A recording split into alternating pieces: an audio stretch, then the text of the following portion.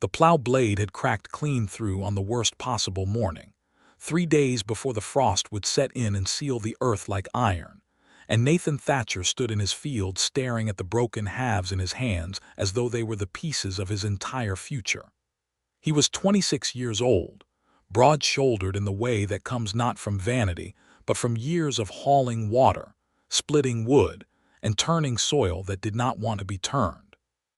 His hair was the color of dark wheat, his jaw perpetually shadowed with several days of stubble. He never quite got around to shaving, and his eyes were the particular shade of gray that the sky turned just before a serious storm.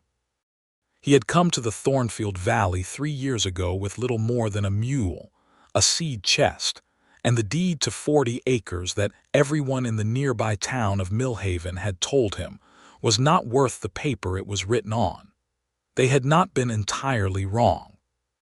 The soil in Thornfield was good, deep and dark and full of promise, but the land sat at the edge of what most settlers called the green margin, that wide belt of forest and scrubland where the human settlements thinned out and the older world began to push back in. The green margin was Orc territory by old agreement and longer tradition, and while the treaty that governed Millhaven and the surrounding farmsteads technically included protections for both peoples, the reality on the ground was considerably messier. Most human farmers in the valley kept their fences tight and their dogs out at night, and they spoke about their Orc neighbors in the green margin with a kind of reflexive wariness that had calcified over generations into something harder and less thoughtful than actual fear. Nathan had never shared that wariness, not because he was a particularly enlightened man, but because he had grown up poor enough that the only people who had ever shown him consistent kindness were the ones that polite society also looked past. He had learned early that character lived in strange places, but none of that helped him with the broken plow blade. The nearest blacksmith was in Millhaven, which was 4 hours by cart on a road that turned to mud soup after any significant rain.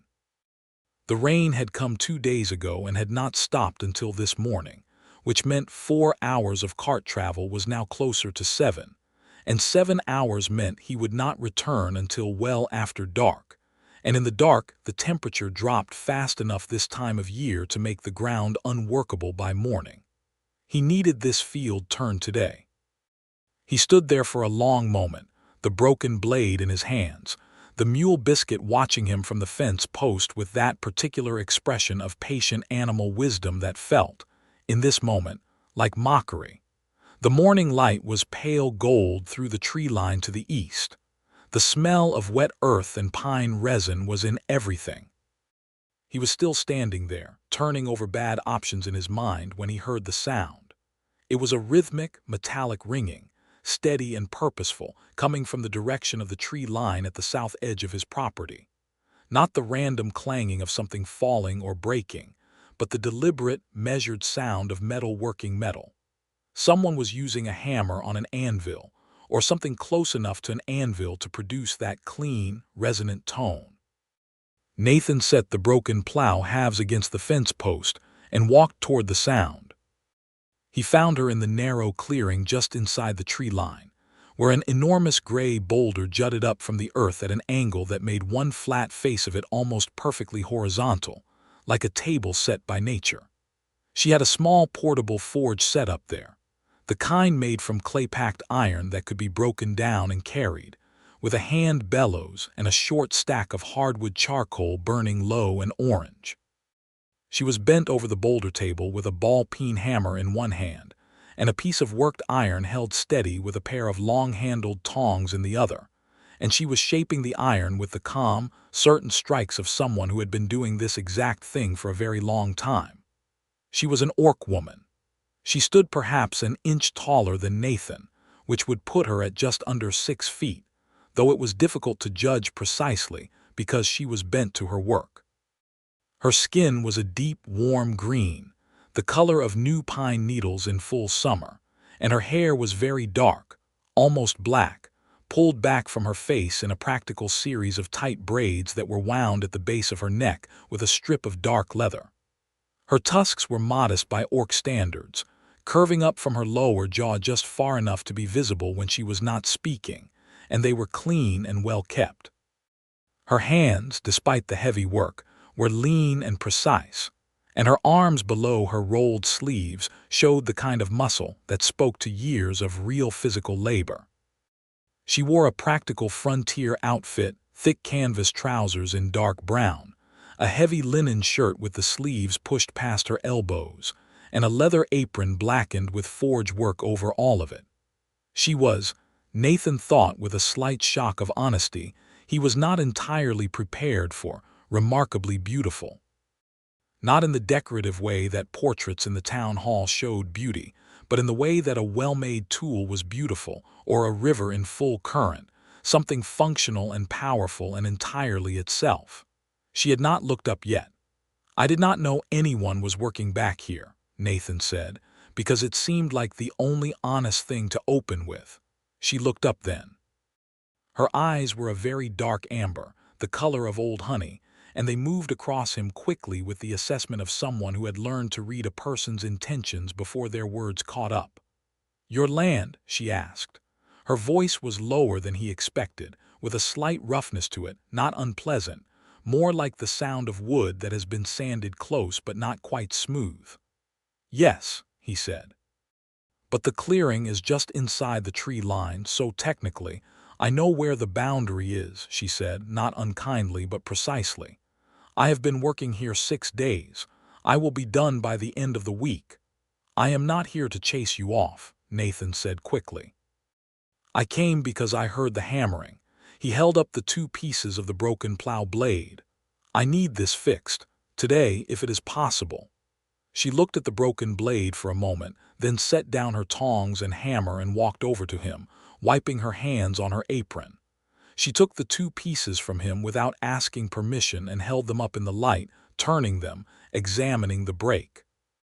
Her expression was the focused, impersonal look of a craftsperson evaluating a problem, and there was something in it that Nathan found deeply reassuring. "Bad casting," she said. "Here, at the heel. The metal was not set right when it was poured. It was going to break eventually regardless of what you did. Can you fix it?" She looked at him then, and there was a moment of consideration in her face that he understood was not about the blade at all. "It would take most of the morning," she said. "I can pay," Nathan said. "Whatever the fair price is. I need that field turned before the frost sets." She was quiet for another moment. Then she turned and walked back to her forge, and he understood that was her version of yes. Her name, she told him when he asked about an hour into the work, was Dura Wildheart. She said it simply, without the defensive tightening he sometimes saw in orc folk who had been in too many towns where their name became a target. "Nathan Thatcher," he said. "My family were Thatchers, apparently, though I have never thatched a thing in my life." The corner of her mouth moved. It was not quite a smile, but it was in that direction. "Wildheart was given to my mother by the clan elder because she ran into a burning granary to pull out a goat," Dura said. "The goat was not even hers." "That is a good name," Nathan said sincerely. She glanced at him sidelong. "Most humans think it sounds savage." "Most humans," Nathan said, "have never had to decide whether to run into a burning building for someone else's goat. It is easy to call a thing savage when you have never been tested that way." She looked at him for a long moment, with that amber gaze that seemed to weigh things carefully before moving on. Then she turned back to the blade and resumed her work.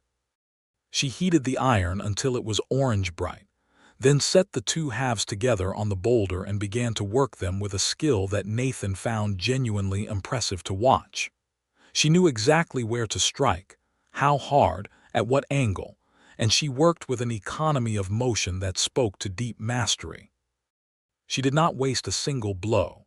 When she began to shape the new edge, she used a smaller hammer with a crossbeam head, and the sound it made against the cooling iron changed, grew higher and cleaner, until the blade seemed almost to ring with each strike, a sustained singing note that Nathan had never heard a piece of farm iron produce before. "That sound," he said, "is that from the technique or the metal?" "Both," Dura said without looking up. When the grain of the iron is aligned right and the edge is set at the correct angle, it sings. It means the metal is whole. A blade that sings will not crack again. She finished the work mid-morning. The restored blade was better than the original, the edge longer and more precisely curved, the heel reinforced with a small additional weld that she had drawn out from one of her own iron stock pieces. She handed it to Nathan and he hefted it, feeling the balance of it, which was noticeably improved. "How much?" he asked.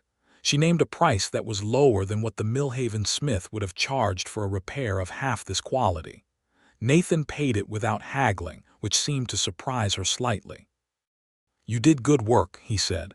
"Better than fair, you should not undersell it."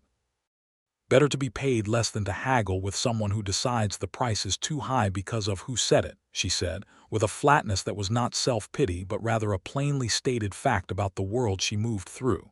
Nathan looked at her steadily. "If anyone in Millhaven gives you trouble over your prices, you can tell them Nathan Thatcher sent you. I know most of the traders there." She studied him. "Why would you do that?" "Because I got a better blade than I paid for," he said simply. "And because it is the right thing." She did not say anything to that. But when he walked back to his field with the repaired blade, he had the sense that she was watching him go, and that the watching was not unfriendly. He had the field turned by mid-afternoon, and the blade sang against the earth every time it bit deep, a faint, clean vibration that he felt in the handles, and he thought about her hands on the iron, the precise, certain way she had shaped it, and he thought it was a very good morning's work in more ways than the obvious one. He did not expect to see her again. He was wrong about that. The frost came and went, and the first real cold settled over Thornfield Valley like a lid being placed on a pot. Nathan spent the next weeks in the mechanical work of winter preparation, banking the root cellar, insulating the animal stalls, laying in the last of the firewood he needed. He worked hard and he worked alone, as he had for 3 years, and it was a life that suited him well enough. He was not a man who suffered from loneliness in the way that needed company to fix. He was comfortable in his own thoughts. But he found himself listening in the mornings for the sound of hammer on iron from the south tree line. He never heard it. He did see her, once, near the end of the first month of winter. He was coming back from the well in the gray early morning, carrying 2 heavy buckets, when he spotted her on the road that ran along the south edge of his property, walking north toward Millhaven. She was carrying a large pack and a long, cloth-wrapped bundle that was almost certainly a sword or a farm blade of some kind. She walked with the straight-backed, economical stride of someone who covered serious distances regularly and had stopped wasting energy on anything that was not forward motion. He raised a hand in greeting. She saw him, paused for just a moment and raised her chin in acknowledgement. Then she kept walking. It was not much. But he found himself thinking about it for the rest of the day in the odd, circular way that the mind returns to small things that have lodged somewhere unexpectedly important. Winter deepened. Nathan's nearest neighbor, a widowed farmer named Cobb Hale who worked 60 acres to the north, came by for the occasional shared meal, and they talked about the state of things in Millhaven, the grain prices, the rumored expansion of the toll road, the ongoing low-level friction between the town council and the orc communities in the green margin over grazing rights that had been contested for 20 years with no resolution. "There is an orc woman working out of a camp near the South Tree line," Nathan mentioned one evening. "A blacksmith, good work too, fixed my plow blade back in the fall." Cobb looked at him over his stew bowl. "Dura Wildheart," he said. Nathan was surprised. "You know her?" "Know of her," Cobb said. "She has been around the valley for 2-3 years, moves between the orc settlements in the margin and the human side of the valley for work. People say she learned smithing from an old human blacksmith in the east, traveled with him for years before he died. She is good at what she does, I hear, but she does not stay anywhere long." "Why not?" Cobb shrugged in the way of a man relaying information without attaching judgment to it. "She does not have a clan home here. Her mother's clan is far south, 3 weeks' travel. Fell out with them over something, nobody knows what. She has been on her own for a while. Nathan thought about that, about the flat, practical way she had named her price lower than it should have been, about the plain statement that it was better to accept less than to haggle with someone who would use her identity as a reason to deny her fair payment. He thought about the way she had watched him from the tree line, and the way she had walked the road alone in the early morning cold, carrying everything she owned on her back. He thought that it was a hard way to live, and that she carried it with a dignity that he found, quietly, remarkable. Winter passed. Spring came on fast and wet, the way it did in Thornfield, with the snowmelt turning every low spot into standing water and the river at the north end of the valley running high and brown for 3 full weeks. Nathan began his spring plowing in the second week of thaw, and on the third morning he heard the forge sound again from the south tree line. He finished his row, unhitched Biscuit from the plow and walked down to the clearing. She had the same setup as before, though her stock of iron had grown, and she had built a small lean-to structure of cut branches against one side of the boulder, creating a covered work area that would keep rain off the forge. She was working on what looked like a set of hinges, 4 of them, heavy and precisely matched, laid out on the boulder for comparison. "You came back," Nathan said. "Good rock," she said, gesturing at the boulder with her tongs. "Good flat face, not many like it." "The lean-to is an improvement," he said. She glanced at it. "It will last the season." "You could build something more permanent if you wanted," Nathan said. "The clearing is on the boundary. I do not use that corner for anything." She looked at him with that careful amber gaze, reading his face for the subtext she had learned to listen for underneath what people said. "What would you want for it?" "Nothing," he said. "It is a corner of land I do not use. You clearly use it. That seems like a straightforward arrangement." "Humans do not give things for nothing," she said, and there was no hostility in it, only the weary precision of experience. "I am not giving you anything," Nathan said patiently. "I am telling you that you do not need to keep wondering if I am going to come down here and tell you to leave. You can stay as long as you like." The quiet that followed was long enough to be meaningful. "The hinges are for the mill on Crafter Street," she said finally, which was not a thank you but was, he understood, her way of continuing the conversation rather than ending it. "Widow Marin's mill," he said. "Yes." "She is a fair woman," Nathan said. "She will pay what she promised." "She has," Dura said. "Every time." A pause. "She is one of maybe 4 people in Millhaven who does not lower her price after the work is done." Nathan settled himself on a nearby log, not presuming to insert himself into her workspace but not leaving either, and they talked while she worked. He discovered that she was 24, 2 years younger than him, and that she had indeed apprenticed under a human blacksmith named Aldrin Pierce, who had trained her for 6 years before his heart gave out 2 winters ago. She talked about Aldrin with a directness that covered grief she had clearly already processed into something quieter. "He found me in a village east of here," she said. "I was 16, doing odd jobs for a coppersmith who did not want to teach me anything. Aldrin looked at the work I was doing, which was not my work, but I had been adjusting his patterns without permission, and he said, 'You ruined 3 pieces and improved 6, so you are hired.' I thought he was angry. He was not angry." "He sounds like a good man," Nathan said. "He was," she said simply. "He was the best man I have known." There was no competition implied in that statement. It was just a fact stated plainly, and Nathan received it as such. He came back to the clearing the next day, and the day after that, with no particular excuse beyond the honesty of wanting to. He brought her a loaf of bread the second day, because he had made too much and it was the obvious thing to do, and she accepted it with a slight narrowing of her eyes that he was beginning to read as her version of surprised pleasure. He brought tea on the third day, because the mornings were still cold, and he had passed the clearing at dawn and seen her breath fogging in the air above her work. By the end of the first week of May, they had developed an easy morning routine that neither of them had planned or named. He would come by the clearing before starting his field work. They would drink tea and talk about whatever was on either of their minds, and then he would go to his fields and she would go to her forge, and the days were measurably better for it. She was sharp and honest, and had no patience for sentimentality that was not backed by something real.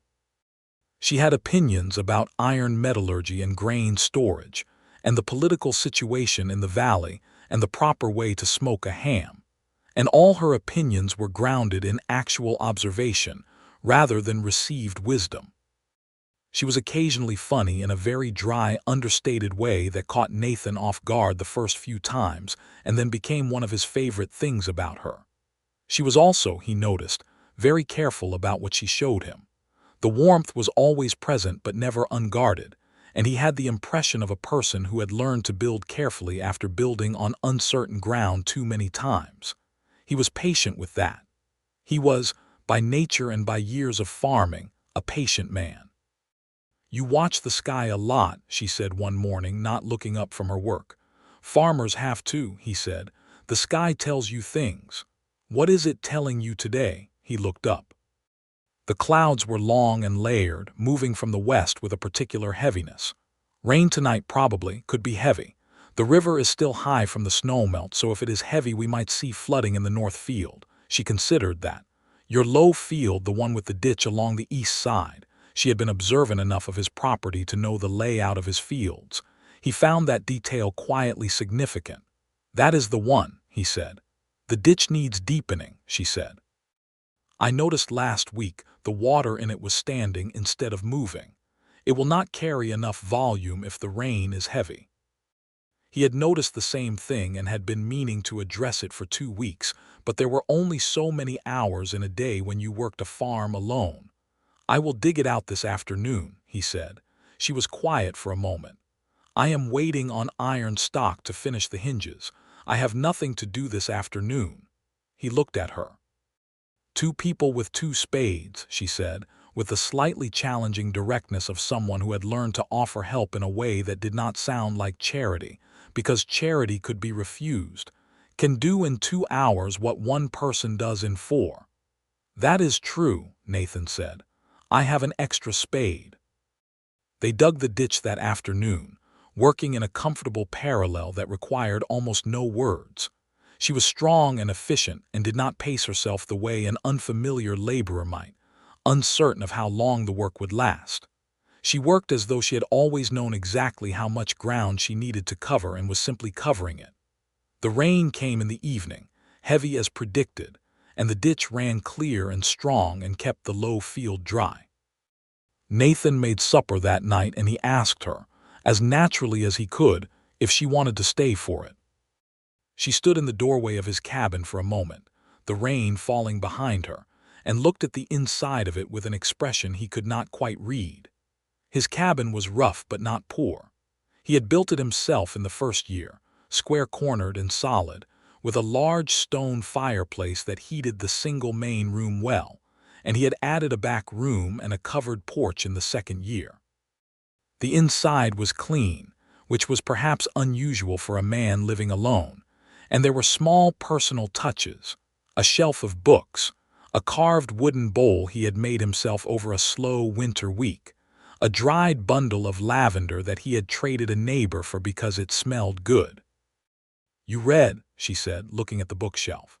"When there is light for it," he said. She came inside. Over supper, which was a simple stew of root vegetables and salt pork that he had made quickly and without pretension, they talked for 2 hours about things that were increasingly less surface level. She told him about the split with her mother's clan, which had happened when she was 19. The clan elder had arranged a pairing for her with a man she had never met, as was traditional, and she had refused. The refusal had not been received well. Her mother, caught between her daughter and the clan structure she had lived inside her entire life, had not been able to support her, and Dura had understood that staying would mean either accepting the arrangement or living in open conflict with her community forever. She had left. "Do you regret it?" Nathan asked. "I regret that my mother was put in that position," Dura said. "I do not regret the choice itself. You cannot regret choosing yourself over a life that is not yours." Nathan looked into his bowl for a moment. "That is true," he said. "That is genuinely true. Something like that happened to you?" she asked. "Less dramatic," he said. "My father wanted me to apprentice to a trader in the city, Safe income, established life. I did not want it. He thought I was foolish to choose 40 acres of difficult land over a secure place in a trading house. He paused. He has not entirely forgiven me. Do you want to be forgiven for it? No, Nathan said, and then surprised himself slightly with the clarity of his own answer. No, I do not. She looked at him, and something in her face shifted very slightly, some small adjustment that he was coming to recognize as the movement of a wall that she moved when she decided something was genuinely worth trusting. She helped him wash the bowls after supper, and they sat by the fire for another hour, not talking much, comfortable in the silence in a way that Nathan found he had not felt with another person in a very long time. When she stood to go, back to the lean-to shelter in the clearing, he almost said something and then did not. She paused at the door. "Thank you for supper," she said. "Thank you for the ditch," he said. The corner of her mouth moved again, almost a smile. She went out into the now lighter rain, and Nathan sat by the fire for a long time afterward, not reading, just thinking, with the quiet, serious attention of a man who is beginning to understand that something is changing in him. Spring turned toward summer, and the work of the farm expanded in the way it always did, more planting, more tending, the constant vigilance of irrigation and weeding and watching the weather. Nathan was busy from before dawn to after dark on most days, and the land was responding well this year, the soil dark and rich, the crops coming in straight and strong. He had expanded his wheat acreage from the previous year, and planted a new section of turnips and parsnips in the east field that he hoped to sell at the Millhaven autumn market. Dura's work had grown too. Word of her skill had spread through the valley with the particular efficiency of practical recommendation. The hinge set for Widow Marin's mill had led to a full door-frame hardware commission from a merchant on the main road, which had led to a request from the valley's other major farmer, a man named Ross Byrne, for a custom cultivator attachment. She was working long days too, often still at the forge when the light was failing. Nathan started leaving food for her sometimes, just a covered pot on the boulder, or a wrapped packet of cheese and bread and dried fruit. He did not make a ceremony of it. He just left it there on his way back from the fields. She never mentioned it directly, but he noticed that the pot was always returned to his porch clean before the next morning. One evening in early June, he came by the clearing to find her sitting on the ground with her back against the boulder, not working, just sitting with her eyes closed and her face turned up toward the last light. She had a small cut on her forearm, wrapped in a strip of clean cloth, and there was a tension in the set of her shoulders that he recognized as the particular tiredness that comes not from physical exhaustion but from something grinding and emotional. He sat down on the ground nearby without speaking. After a while she said, without opening her eyes, "A man in Millhaven today. Merchant, eastern end of the high street. He commissioned a set of fireplace tools 6 weeks ago. Today when I delivered them, he said the work was not what he wanted, that the quality was not satisfactory, and he wanted to return them for half the agreed price." Nathan's jaw tightened. "The quality, specifically?" "They were the best work I have done in a year," she said flatly. He knew that. He just decided he could get away with it. "Did you take the half price?" "I left the tools," she said. "I did not take anything." "You left 60 acres of good iron work for nothing," Nathan said, careful to keep his voice even. "He called me a word," Dura said. "I thought it was better to leave before I said or did something that would be used against me." The silence that followed was heavy with things Nathan did not say out loud but felt fully, a slow, hot anger that he had learned over 3 years of living on the edge of the green margin to keep contained when it was not useful. "What is his name?" asked. She opened her eyes and looked at him. "You do not need to involve yourself in my business disputes." "What is his name?" he asked again, not aggressively, just steadily. She studied him for a moment. "Aldrich Fenn." Nathan knew Aldrich Fenn. He was a self-important man who traded in household goods and decorative ironwork, the kind of man who considered himself a step above his actual station and exercised whatever small power he could find to remind people of that perceived gap. I am going to Millhaven tomorrow for seed stock, Nathan said. I will stop in and speak to him. Nathan, I am not going to cause trouble, he said. I am going to explain to him that Dura Wildheart's ironwork is the best available between here and the Eastern Trading Road, that I personally recommend her to every farmer and merchant I know, and that if he wants to keep seeing that recommendation benefit his own business, he might want to reconsider his position on the fireplace tools. Dura stared at him. It is not heroics, he added. It is leverage. He wants good recommendations. I can make his position uncomfortable with almost no effort, and that is a language he understands. She was quiet for a long time. You would do that for me. I would do it because he is a dishonest man and you deserve to be paid for your work, Nathan said. And also, he added more quietly, yes, because it is you. The silence that followed that particular statement had a different quality than the silence before it. Dura looked away from him, out toward the tree line where the last light was fading into a deep blue dusk. Her expression was complex, something moving behind the amber of her eyes that she was not yet ready to name. Aldrin would have done the same, she said finally, softly, and Nathan understood that was one of the highest things she knew how to say. He went to Millhaven the next day and had a brief, civil, and pointed conversation with Aldrich Fenn, who turned pale approximately halfway through it and agreed to pay the full commission price with rather uncharacteristic speed. Nathan collected the payment and returned it to Dura that evening without a great deal of drama about it. She held the coins for a moment, then looked up at him. "Thank you," she said, just that plainly, without deflection. "You are welcome," he said, just that simply. Summer came in full, hot and green and generous. The valley had the smell of growing things in it constantly, and the evenings were long and luminous, the sky staying light until nearly dark in a way that made the days feel briefly infinite. Nathan's fields were doing well, better than any year since he had arrived in Thornfield, and he allowed himself a cautious optimism about the autumn market that he had not felt before. He and Dura had, by now, developed something that neither of them had named but both of them recognized. She ate supper at his table 3 or 4 nights a week without being formally invited anymore. He helped her haul iron stock from the cart track to the clearing once a week without being asked. They had started spending Sunday evenings on his porch, which was the one day when neither of them pushed to get more work done, and those evenings had become a ritual he looked forward to all week with an intensity that he thought about carefully. He was in love with her.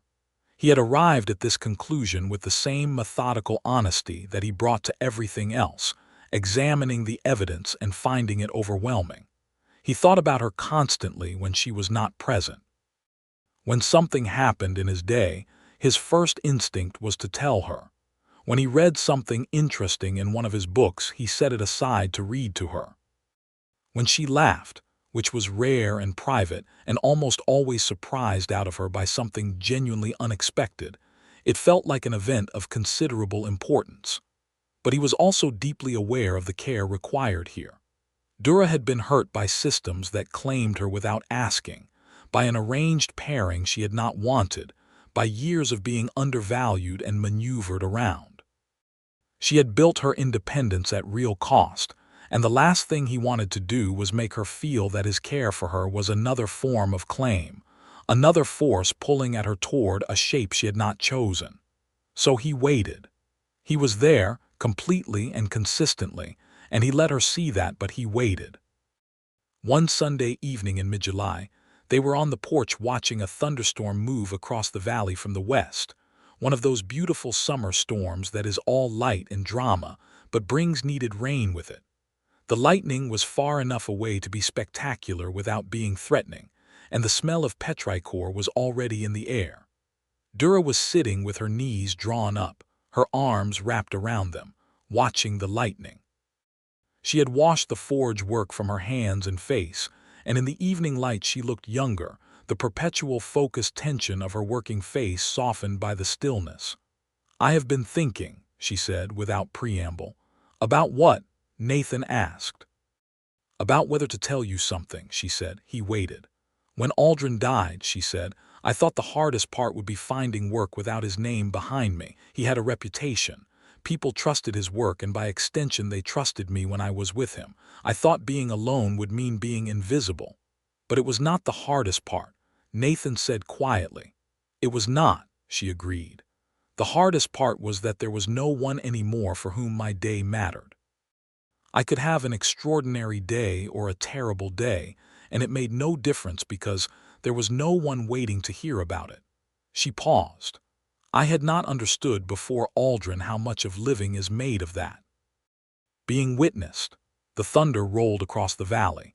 Nathan did not say anything immediately because he understood that she was telling him something real and it deserved to sit for a moment. I understand that, he said at last, more than I could have articulated before you. She turned to look at him, and for once the careful reading in her eyes was directed not at assessing risk but at something else, something more open and quieter. You are very patient with me, she said. You are worth the patience, he said simply. There is nothing difficult about it. She looked at him for a long moment. Nathan, she said, and the way she said his name, like it was a thing she was deciding to hold rather than just reference, landed in his chest with a weight and a warmth that he was not sure he had ever felt before. Yes, he said. I think you know what I am trying to say, she said. And I think I am going to need you to say it first because I am better at iron than I am at this. He looked at her, this woman who had walked alone roads for years and built her worth from her own hands and carried her grief without leaning, and he thought that she was the most genuinely admirable person he had ever known, and that the idea of loving her felt not like falling but like coming properly level with something he had been tilted against for a long time. I love you, he said. I have for a while. I did not want to say it before you were ready to hear it, but I love you. She took a slow breath. The lightning lit the valley again, and in the brief white clarity of it her face was very still and very honest. I love you too, she said. I have been arguing with myself about it since April. He laughed, a real laugh, full and surprised, and she smiled, a genuine one this time, one he had never seen before, and it changed her face entirely, opened it like a door, and he thought that it was one of the finest things he had ever seen in his life. He reached across the space between their chairs and took her hand, and she let him, and the storm moved in across the valley, and the rain came down hard on the porch roof above them, and they sat there in the noise and the smell of it, her hand in his, and it was exactly right. In the way of real life, love declared did not immediately solve all the practical complications. There were still the questions of what this meant, of where it was going, of how it would be received by the world around them, which was not uniformly welcoming of such things. Cobb Hale, Nathan's neighbor, raised an eyebrow when Nathan mentioned it one morning but said nothing hostile, and after a while said that Dura seemed like a capable woman and that capable people were what the valley needed. This was, Nathan thought, about as gracious as Cobb was capable of being about anything, and he accepted it gratefully. Widow Marin in Millhaven had been doing business with Dura for long enough to have formed her own opinion, and her opinion was positive and blunt, and she delivered it loudly in the market when Nathan came in with Dura one late July morning to sell early turnips. Several people nearby heard it, and their expressions varied, which was the reality of living in a mixed-feeling world. Most people in Millhaven were not hostile exactly, but they kept a calculating distance, waiting to see what this amounted to before deciding how to file it. Aldrich Fenn, predictably, was the most openly disapproving, though he kept his disapproval to the muttered variety after his earlier encounter with Nathan. A few of the older farmers in the valley made it known through intermediaries that they thought Nathan was making a mistake. One woman at the market, the wife of a town council member, asked Dura directly whether orc customs regarding pairing were compatible with human ones, and Dura looked at her for a long, measured moment, and said that she had left her mother's clan specifically to make her own choices, and that her own choices did not require anyone else's compatibility assessment. Nathan thought that was one of the best things he had ever heard anyone say, and he told her so on the walk home. She was not entirely wrong to ask, Dura said. The customs are different. There are things about how I understand family and obligation that are not the same as what you were raised with. Tell me about them, Nathan said. So she did, over several evenings, in careful, thoughtful conversations that he listened to with genuine attention. She explained that in her mother's clan tradition, a pairing was not just between two people, but involved formal acknowledgement from community elders on both sides, a process that created mutual obligations and social standing. Without that formal acknowledgement, she would not, in the eyes of her mother's clan, be properly paired regardless of what she felt or chose. This had been the root of the conflict when she had refused the arranged match, not just the refusal itself but the implication that she might form a connection without the formal structure. Does that formal acknowledgement matter to you? Nathan asked without judgment. Not what your clan requires but what you want for yourself. She thought about that for a long time. I want something witnessed, she said finally. I am not sure it has to be the traditional form. But I do not want to be invisible about it either. I want it to be a real thing in the world. Then we will make it real, Nathan said, whatever form that takes. You should know, she said carefully, that there are places in this valley where a human man married to an orc woman would face considerable prejudice, not just social awkwardness, real difficulties, contracts, land rights, things like that. I know, Nathan said, and you are not troubled by it. I am troubled by the injustice of it, Nathan said. I am not troubled by what it means for my decision.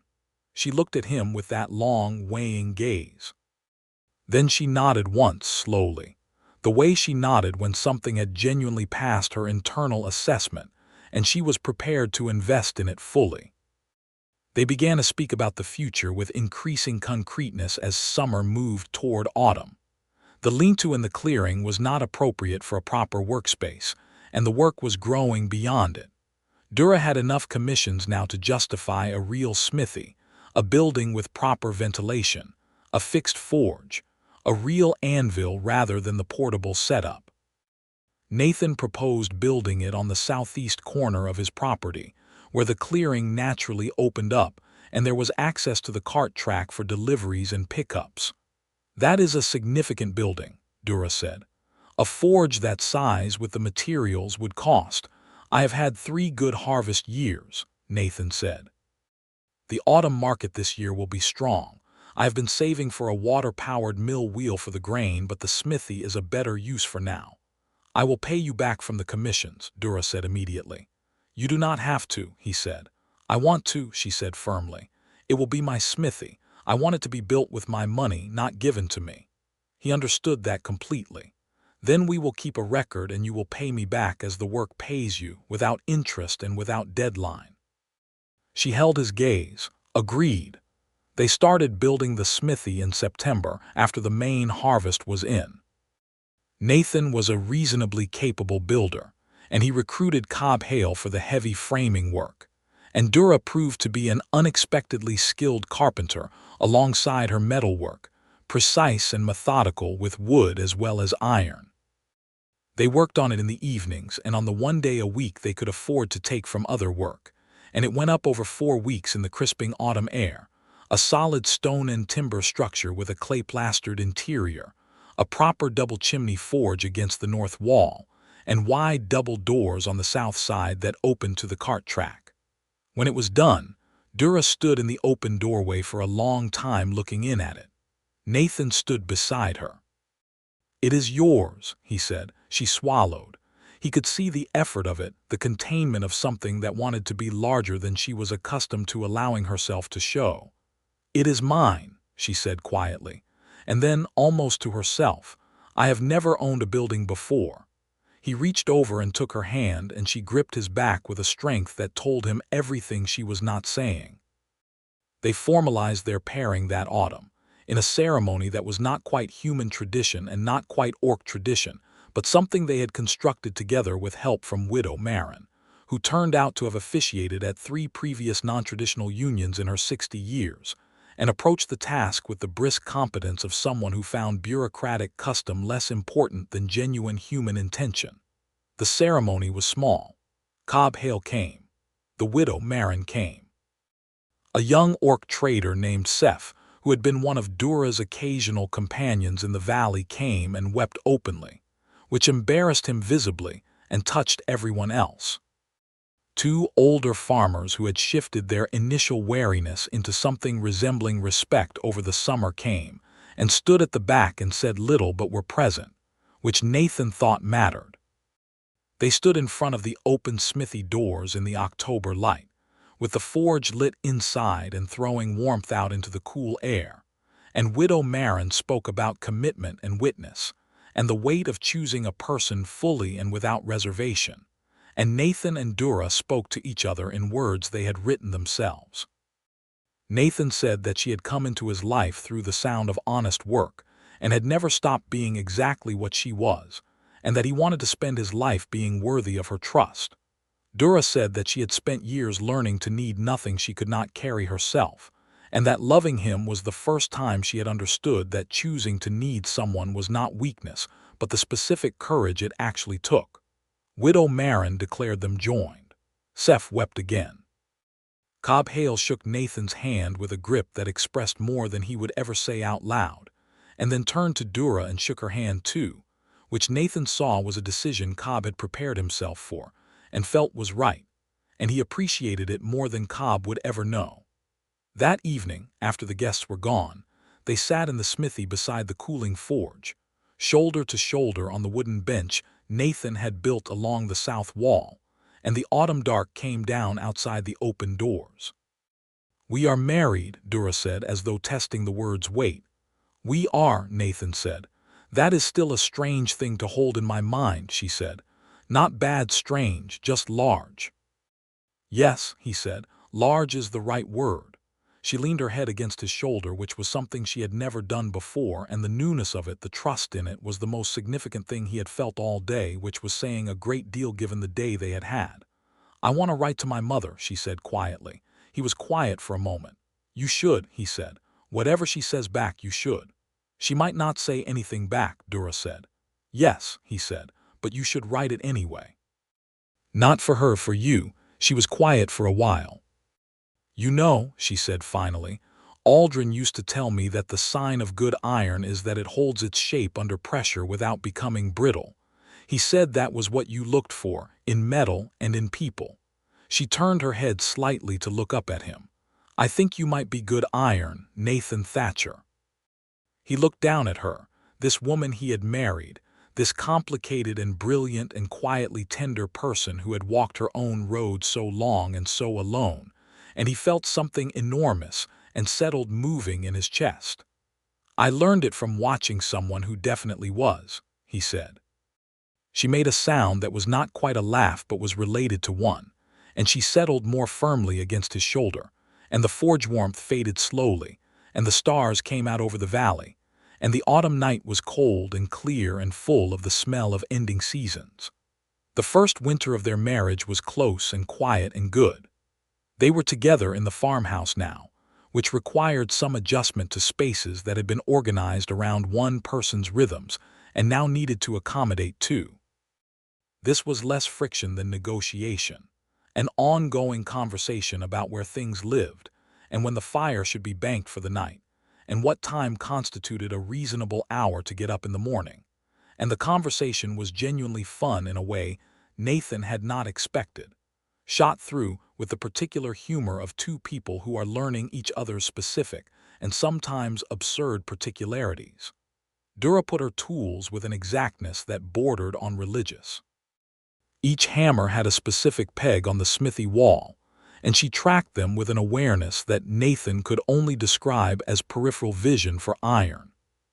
She also, he discovered, talked in her sleep, not full sentences, just occasional murmured fragments, and the first time it happened he lay awake for an hour trying to understand what she was saying and concluding eventually that she was probably doing inventory in her dreams.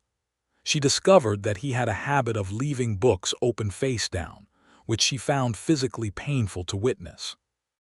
She replaced his open-faced books with small strips of leather she cut and marked as bookmarks, and left without comment in various locations around the house, on his pillow, in his coat pocket, tucked inside his existing books as a demonstration of the preferred technique, until he started using them. They also fought, occasionally, in the way of people who are both independent and strong-willed, over real things rather than small annoyances. The most significant argument in that first winter was about money. Dura's smithy commissions had grown significantly through the autumn, and her income was now comparable to Nathan's farming income. When Nathan proposed a shared account for household expenses, she agreed in principle, but wanted the contributions proportional, each putting in what they earned as a fraction of the whole rather than a flat equal split, which would have disadvantaged her in months when the farm income was higher. "You are making this too complicated," Nathan said, which was a mistake. "I'm making this fair," Dura said, with a precise calm that was considerably more alarming than anger. "We are both bringing real work to this household, and it should be reflected that way. I will not be a kept woman in my own home, Nathan." "I never said anything about kept," he said. "The flat split says it for you," she said.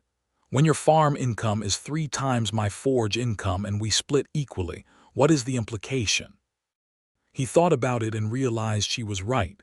"The proportional model," he said. "Yes," she said. "You are correct," he said. "I apologize, I was thinking about it wrong." She looked at him with the slightly surprised expression she still sometimes showed when he acknowledged her point directly rather than managing around it. "Thank you," she said. "You should probably also know," he said, "that the way you explain things when you are making an argument is genuinely impressive." She gave him a dry look. "You are trying to recover the situation." "I am doing both," he said. "I am acknowledging you are right and also noting that you are impressive. Those two things are not mutually exclusive." The corner of her mouth moved. "Proportional contributions," she said. "Proportional contributions," he agreed. They developed a real partnership in everything. Nathan's understanding of the farm expanded with Dura's input. She had strong practical engineering instincts that translated naturally to agricultural problems, and she suggested several improvements to his irrigation layout and his grain storage arrangement that meaningfully increased his yields over the following season. He helped her grow her business, using his network of farmer and merchant relationships throughout the valley to consistently recommend her work. And by the end of their first married year, she had more commissions than she could comfortably complete alone and was considering taking on an apprentice. She wrote to her mother in December, a long, careful letter that she worked on for 3 evenings, writing and revising with the same focused precision she brought to the forge. She did not share its full contents with Nathan, which he respected entirely, though she told him generally that she had described her marriage and her work and her life, and that she had done so without apology. In March, a letter came back. He was in the east field when she found him, and he could tell from 20 yards away that something significant had happened. She was holding the letter, and her face had the quality of someone who has been hit by something they were prepared for but which was larger than they had fully anticipated. "She responded," Dura said. "Good or bad?" he asked, walking to her. "Both," she said. "She is angry that I did not seek formal blessing. She used words that were hard to read." A pause. "But she also said she was glad to hear I was alive and well, and she sent a small gift." She held out the letter, and folded inside it was a small piece of worked leather, a wrist guard of the type orc smiths traditionally wore, old and softened with use, but decorated with careful, tiny geometric patterns. "It was Aldrin's," Dura said with a slight roughness in her voice. "She says a traveling trader brought it south after he died. She has been keeping it for me." Nathan said nothing because nothing was the right thing. He put his arm around her, and she leaned into him with a weight that was not defeat but release, the kind of leaning that comes when you have been holding something upright for a very long time and someone trustworthy is finally there to share the load. "I will write back," she said after a while. "I know you will," he said.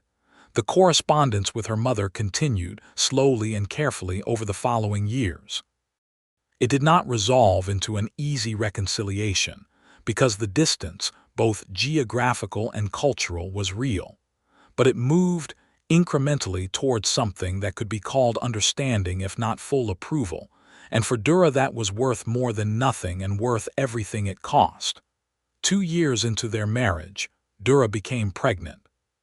She told Nathan on a gray morning in November, standing in the kitchen with her hands around a mug of tea, and her expression was the one she wore when she was processing something too large and multifaceted to land cleanly all at once. He stared at her for a moment. Then he crossed the kitchen in 2 steps and pulled her into his arms carefully, and she stood in the embrace with her tea mug still in one hand and the other arm going around him. "Are you frightened?" he asked. "Yes," she said honestly. "Are you?" "Yes," he said.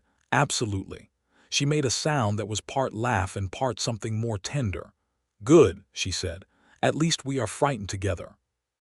The pregnancy was different from what either of them had known in the experience of others, because half-orc pregnancies had their own character. Dura's body handled it with the same fundamental toughness it brought to everything else, but there were specifics that required a healer familiar with mixed births. They found one in a larger town 2 hours' ride east, a half-elf woman named Physician Tessara who had a broad and unprejudiced practice, and who examined Dura with the matter-of-fact competence of someone who had managed complicated cases before. "Everything looks strong," Tessara told them. "Half-orc children tend to be robust. The main things to watch are iron levels, which given your work you likely have no shortage of, and sleep, which given your work you probably need more of." Dura, characteristically, accepted the advice about iron levels without comment and argued briefly about the sleep requirement, which Tessara won with clinical stubbornness. The baby was born at the end of summer, after a long labor that Nathan spent doing everything Tessara told him to do and internally aging several years. The child was a boy, and he came into the world large and loud and already objecting to the cold air, which Nathan found deeply reassuring. He was beautiful in the way of half-orc children, with Dura's warm green skin, lighter than hers by a shade, and Nathan's gray eyes, which looked extraordinary in that coloring, and the faintest indication of small tusks at the corners of his jaw that would not be more prominent until later.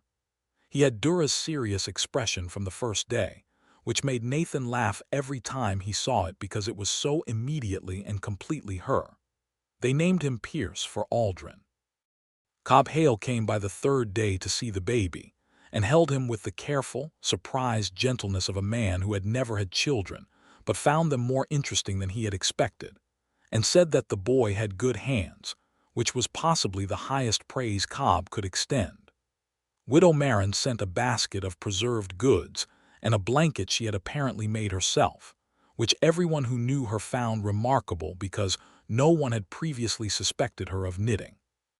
The letter they sent to Dura's mother with the news of Pierce's birth received a response in 6 weeks that was the warmest her mother had yet written. She sent a carved wooden toy, a simple animal shape, worn smooth by what looked like significant previous handling, and a note saying that she hoped the boy would know his grandmother's name. Dura read that line 3 times. Then she folded the letter carefully and put it in the cedar box on the shelf where she kept the important things. Life in Thornfield settled into the rich, complex rhythm of a household that was genuinely alive. Pierce grew with the robust enthusiasm that Tessara had predicted, crawling at an age that alarmed Nathan, walking at an age that alarmed Nathan more, and speaking, it turned out, very early, with a vocabulary that apparently reflected growing up in a household where the 2 adults talked about everything with unusual depth and specificity. His first clearly meaningful word, past the standard infant syllables, was hot, directed at the forge, which made Dura laugh with a fullness that Nathan could hear from the east field, and which Pierce immediately recognized as a social success and repeated 7 times. The smithy's reputation had grown beyond the valley by the time Pierce was 2 years old.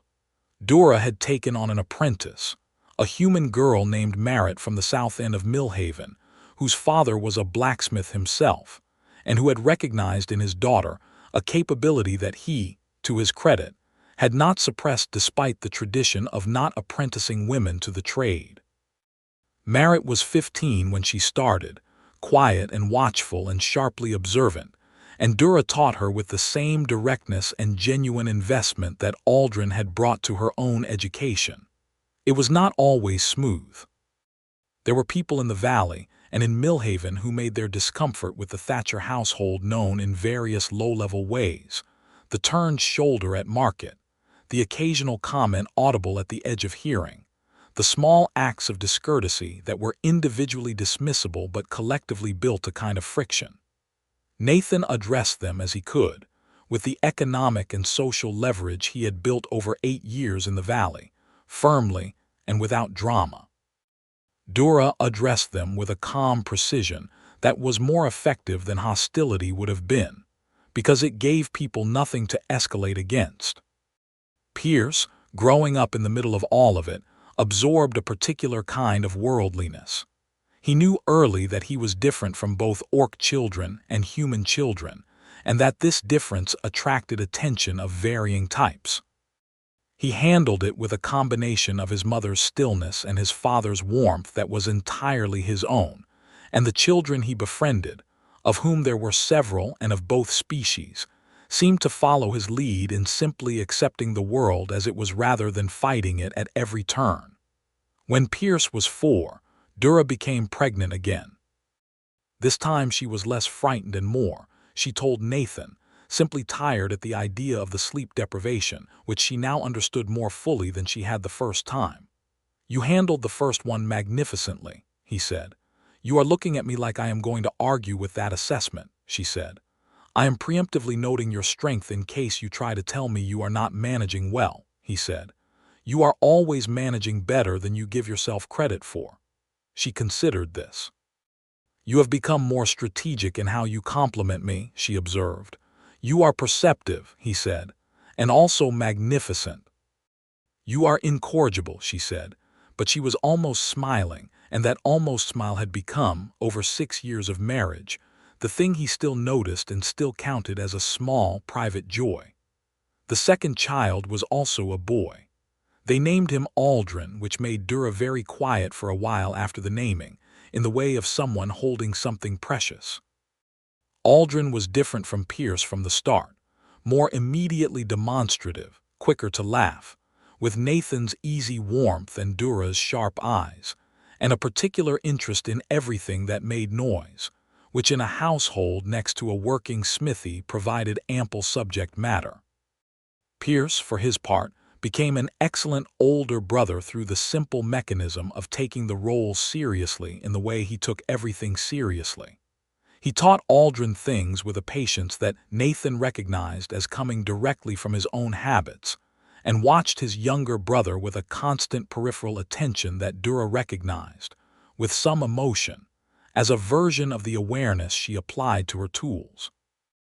In the 7th year of their marriage, Dura received a letter from her mother saying that her health was declining and that she would like to see her daughter before she died.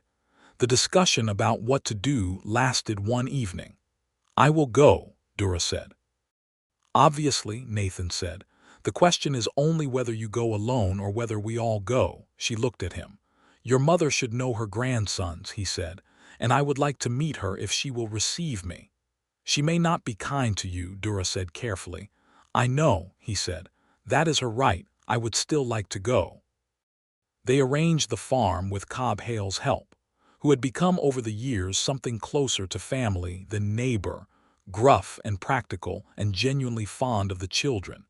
In a way, he expressed entirely through carpentry projects for them, rather than anything as excessive as demonstrated affection.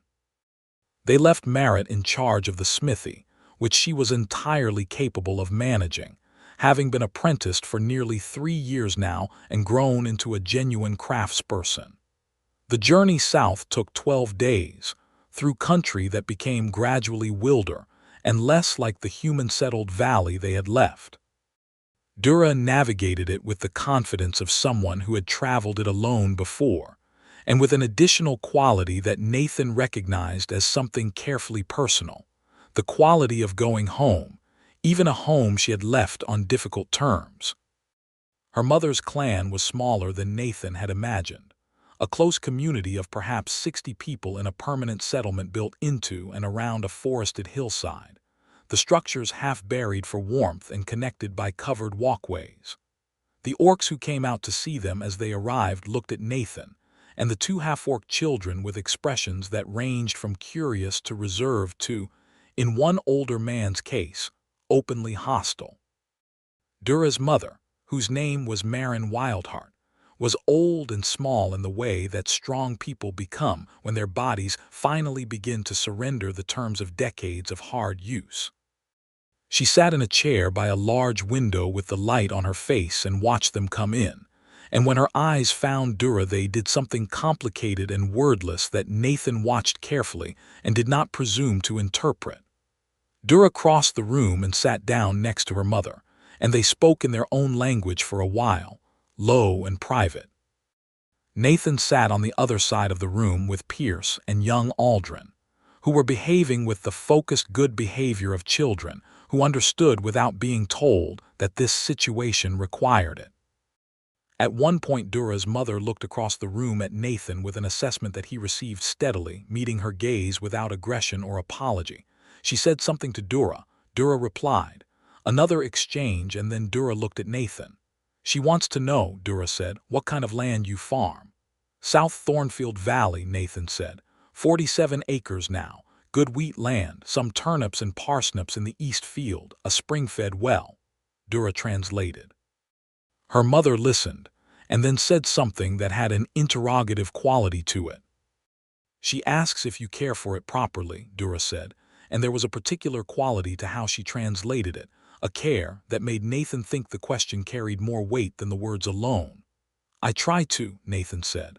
I take more from it than I give back in some years when it is hard, but I always return to it and I work to keep it healthy. I mean to farm it for the rest of my life and leave it better than I found it. Dura translated. Her mother was quiet for a moment. Then she said something short. Dura looked at Nathan with an expression that was complex and fond and slightly amused. She says, Dura said, that a man who speaks about his land the way you just did will not make her daughter unhappy. Nathan looked at Wildheart and said, simply, she has never made me unhappy either. The visit lasted 4 days. Wildheart was never effusive, and her approval was measured and conditional. But she held young Aldrin on her knee for an entire afternoon and taught Pierce a game involving stones that he won twice and lost 9 times, and asked to play again each time with undiminished interest. On the last evening she spoke privately with Dura for a very long time, and when Dura came to bed, she was quiet in the way of someone who has resolved something large. Nathan did not ask. He just held her and she let him, and in the morning they began the journey home. She told me she understood why I left, Dura said on the second day of travel without preamble. Nathan waited. She said she had always understood, Dura continued, but that the clan structure made it impossible for her to say so then without losing her own standing. She said she had been thinking about it for years. A pause. She said she was glad I had found what I needed. And Nathan said quietly, because there was clearly more. And she apologized, Dura said, and the word came out with a small unevenness in it that she did not correct. She said she should have found a way to say it sooner. Nathan reached across from his saddle and took her hand, which was possible because the road was wide enough here for 2 horses abreast. She held it and did not say anything more for a long time, and the road moved under them and the children talked to each other in the cart behind, and the landscape gradually shifted back toward the green familiarity of home. Wildheart died the following winter, peacefully, in her sleep, which the letter from the clan messenger described with the blunt simplicity of people accustomed to the fact of death. Dura received it standing by the forge and read it twice and then set it on the workbench and went back to what she had been doing. Nathan found her at the forge 2 hours later and stood beside her. I am here, he said. I know, she said. Her voice was steady but her hands had stopped moving. He put his hand on her back, steady and warm, and she stood at the forge with the fire in front of her and the winter light coming through the high windows, and she did not cry for a long time. And then she did, quietly and without performance, and he stayed beside her through all of it. That evening Pierce, who was 6 and had absorbed more understanding of the weight of things than most children his age, brought his grandmother's carved animal toy to Dura without being asked and put it in her lap and said nothing at all, which was the exactly right thing. Dura held the toy and looked at her son for a long moment. "You are a good boy," she said. "Papa always knows when something is sad too," Pierce said, with the pragmatic wisdom of a child who has been watching carefully. "Even if it also had some good in it." Dura looked at Nathan over Pierce's head, and in that look was everything that had been built between them. The years and the work and the arguments and the laughter and the difficult mornings and the evenings on the porch and the sound of iron singing under her hammer, and the baby asleep in the next room, and the fields outside that were dark and winter sleeping but would come back in the spring, always came back in the spring. "Yes," she said, "he does." The years continued to build. Merritt became a fully recognized smith, and eventually opened her own forge in Millhaven proper, which expanded the visibility and reputation of the craft Dura had developed in the valley. 2 of Dura's most intricate pieces, a commission for the town hall in Millhaven's main meeting room, and a full set of structural ironwork for a new bridge over the Valley River, were so widely admired that merchants from outside the valley began specifically seeking her work. The attitude of Millhaven toward the Thatcher household shifted incrementally, and never completely, which Nathan had long since accepted as the reality of changing minds in a community. The older generation's discomfort was what it was, and it would not transform in his lifetime. But the younger people in the valley had grown up watching the Thatcher farm and smithy operate with quiet excellence, and they had grown up alongside Pierce and young Aldrin, and familiarity had done the work that argument alone could not. Pierce, at 14, was already helping his mother in the smithy with a skill that Dura assessed with strict honesty and found genuinely promising. He had her hands, precise and strong, and his father's methodical patience, and Dura began teaching him formally with the same investment Aldrin Pierce had brought to her own education, naming the methods and their reasons, demanding quality without crushing confidence. Aldrin the younger was not drawn to the forge, but was intensely interested in the farm, specifically in the plants themselves, in the way things grew and why. And Nathan found him one morning in the east field at age 9 with a knife and a selection of plant samples he was trying to categorize by root structure. Nathan sat down in the dirt next to him, and they spent 2 hours talking about soil composition and plant biology in terms that were probably more sophisticated than most 9-year-olds received. But Aldrin absorbed them with an appetite that Nathan found one of the most joyful things he had encountered in years. "He is going to be a botanist," Nathan told Dura that evening. "Good," she said. "Someone in this family should understand the growing end of things scientifically rather than just empirically." "I understand it empirically," Nathan said, slightly affronted. "You understand it brilliantly," she said.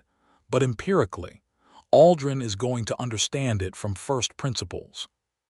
Nathan thought about that. "You are proud of them," he said. "Overwhelmingly," she said simply. "So am I," he said. She was sitting at the table going over the smithy's account ledger, which she kept in her precise, economical hand, every entry in straight columns. She looked up at him from across the room, across the lamplit table and the warm, familiar space of the house they had made into a home together, and her expression was the open one, the one she had first shown him on a stormy porch years ago, door open and genuine. "Nathan," she said. "Yes," he said. "I think about it sometimes," she said. "That morning when you walked through the tree line and handed me a broken plow blade."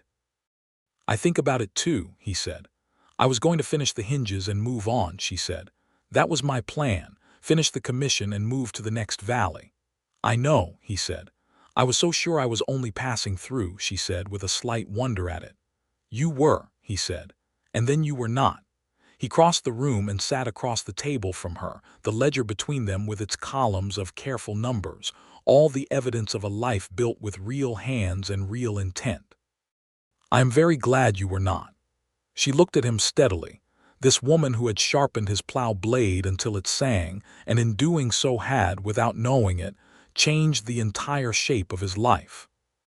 Who had taught him that good iron holds its shape under pressure without becoming brittle, and then had demonstrated it in every difficult year and every small daily choice. "So am I," she said, "every day." He took her hand across the table, and she turned it over to hold his properly, the way she had learned to do, the way that meant she was holding on rather than just allowing contact. Outside, the valley was dark and full of early spring cold, but the forge coals were still warm in the smithy, banked for the night, and the house was lit and heated and filled with the breathing of sleeping children and the sounds of ordinary life. The plow blade that had brought them together was long since worn and replaced, as blades were, but Nathan had kept the original repaired piece, the one Dura had worked on that first morning, on a peg on the smithy wall. He had moved it when the smithy was built, brought it from the barn where it had lived for years, and hung it up without making a particular ceremony of it. Dura had noticed it on the first day but had not mentioned it until a year in, when she had looked at it and then looked at him with an expression that was something between exasperated and deeply moved. "You kept it," she had said. "Of course I kept it," he had said. It hung there still, in the smithy she had built and the life they had built in the valley they had made their own corner of. A piece of iron properly worked, the grain aligned, the edge set at the correct angle, a thing that sang when it was whole. She had sharpened his plow blade until it sang on a cold autumn morning when she thought she was only doing a job, and she had not known, and he had not known, and the valley had not known, that what was really beginning was a life so complete and so good and so genuinely earned that years later, sitting across a lamplit table with her hand in his and their sons asleep down the hall, and the forge warm at their backs, neither of them could imagine how it had ever been otherwise. In the morning the fields would need turning, the blade would sing. And Dura Wildheart, who had been nobody's wife when she carried her portable forge into a stranger's tree line all those years ago, was most decidedly and irrevocably and joyfully Nathan Thatcher's wife now, built not by tradition or arrangement but by two people choosing each other, morning after morning, in all the ways that mattered. That, they had both come to understand, was how the best things were made, not by force or fear or the weight of what others expected. By the patient, certain, well-aimed work of people who knew what they were doing, by hands that understood the grain of the thing, by love that had learned to sing.